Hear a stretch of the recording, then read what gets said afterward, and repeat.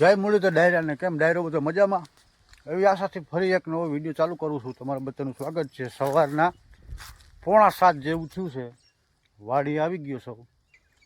મગફળીનું વાવેતર કરવાનું છે. આજે વાડી આવી ગયો અને મગફળી આપણે અંદર પટ મારેલા જ હતા. પટ ગઈકાલે મારી દીધો તો ઓયડી મૂકી ગયો હતા હાંજે. અને હેઠે જો આવી રીતે 2 મણના બાસકામાંથી 2 ભાગ કરીને મણનું કરીને અને હેઠે મૂકી દીધા બધા.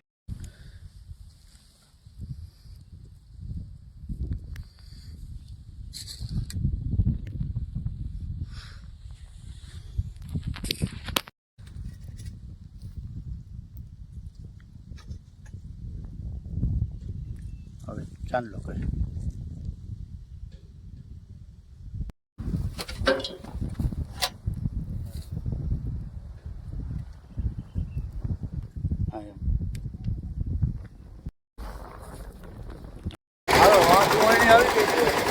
વાવેતર ચાલુ થઈ પેલું ગોથું લાગે આ વાવતા ગયા અને આવા વાવતા જાય છે. હેઠા આપણું જે માપ છે એ હેઠે પહોંચવા આવ્યા છે. જોઈશું આ હેઠે પહોંચ્યું ને પરફેક્ટ થઈ જાય છે. મેં આગલા વિડીયોમાં કીધું એમ આ રીતે માપ કરવું એટલે એક બધું પરફેક્ટ વાવેતર થઈ જાય અને બધું કાયદેસર વ્યવસ્થિત બતાવી દે. જો એટલા વૈટા દાણા એટલા વૈટા કે પરફેક્ટ થયું વાવેતર કરવા જો એટલું ઊંડું નાખી છે. SS4 નું વાવેતર કરવાનું છે. 7 હાયરું કરવાનું છે. 7 ડુંડિયા દાંડવા બરોબર અને એનું દાણા પીસીટીનો પગ મારેલો છે અને 1.5 પણ દાણા નાખેલા. તો હું તો બીજા નંબરની અંદર તમને કહી દઉં કે ઘણા બધા મને એમ કહેતા કે ઘઉં વાળું તું ખડકાયું નહીં અને વાવેતરમાં ડૂસો નડશે. તો એક ગોતું માલ લીધું હોય બીજું ગોતું માલ લઈ છીએ બરાબર. આમાં ક્યાંય નડતર રૂપ નથી. આ છે ડૂસો અમારમાં ભરાય પણ કંઈ નડે એવું નથી. અને આ ખાતર લાગે કેવું ખાતરની ઘોડે લાગશે. ધીરે ધીરે આપણે ભગવાનનું નામ લઈને વાવેતર ચાલુ છે. એક ગોતું માર્યું છે બીજા ગોતા તરફ જાય છે અને સહેજ ઊંડી રાખી છે મગફળી આપણે. એનું કારણ શું છે કે વાહ છે ને કે ઉપાધિની ઓલી સીસરી હોય તો ક્યાંક ક્યાંક દાણો અંજાય નહીં અને ગાય ઉકાઈ જાય. એ ખોટો ફૂટી જાય ને ક્યાંક ક્યાંક ઉકવા કેવડાવે. સહેજ આપણે ઊંડું રાખી છીએ.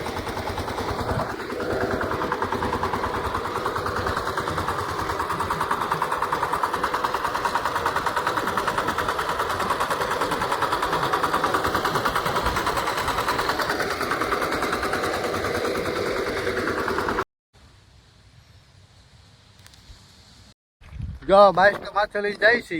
2 બાઈસ્કો હે ને 2 બાઈસ્કા માલ હારવાનો બાકી રહી ગયો હતો. જો આ રીતના હેઠે હેઠે નાખી દીધા. એક જણો હોય ને તો વાવેતરમાં પહોંચી જાય. જો 2 ઉથલને આ ઠેકાણે આવા અડધા બાઈસ્કા કરીને મૂકી દેવાના. એક લુગડું એક કટો એક લુગડું એક કટો અને કંઈ ઉપાધિ જ નહીં. ઉથલ વરીને આવે અહીંયા ટ્રેક્ટરવાળો વારીને રાખે ને તો આપણે જે માપ હોય ને એ માપ ભરી લેવાનું. ભરીને સીધું વહીને નાખી દઈએ. ઉથલમાં 5 ટોપલી નાખી દઉં. ઉથલ વરી જાય. સેટિંગ થઈ ગયું છે. પહેલાં ગોથે સેટિંગ કરી લીધું હતું. સકડાને વડવું જ નથી પડ્યું. હાલો ભાઈ વ્યવસ્થિત કમ્પ્લીટ વાવેતર થાય છે. 80% વવાઈ ગયું. હવે થઈને ગોથા છે. પહેલું ગોથું મારી લીધું. સકડા સેટિંગ કરી લીધા. સકડાને વડવું નથી પડ્યું. બધું એક થયું પરફેક્ટ વાવેતર થાય છે. બધાય ક્યારામાં એક બિયારણ પડે છે. આમાં કાંઈ ન હોય. સિસ્ટમથી હાલવાનું. કેવી રીતે માપ કરવું ને વજનને ભૂલી જાઓ. કેટલા મણ દાણા લીધા એને ભૂલી જાઓ. કેટલા વીઘા છે એ ભૂલી જાઓ. કેવી રીતે કરવું ને એ તમારે જાણવા માટે જો મારે આગળના દિવસે વિડીયો મૂકેલો હોય એની જોઈ લો. વજન હારે કંઈ લેવા દેવા જ નથી. કેટલા મણ દાણા છે કેટલા વીઘા છે તો એ માપમાં તમે રહેવો ને તો દાણા આગળ વધશે જ કાંઈ ભાઈ.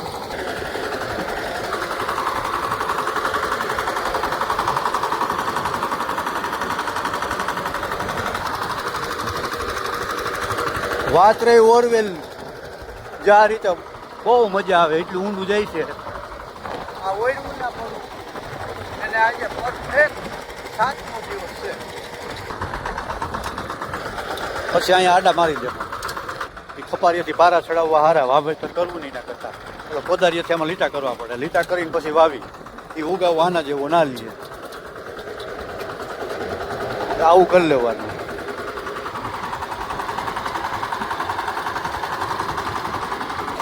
એટલું રહ્યું.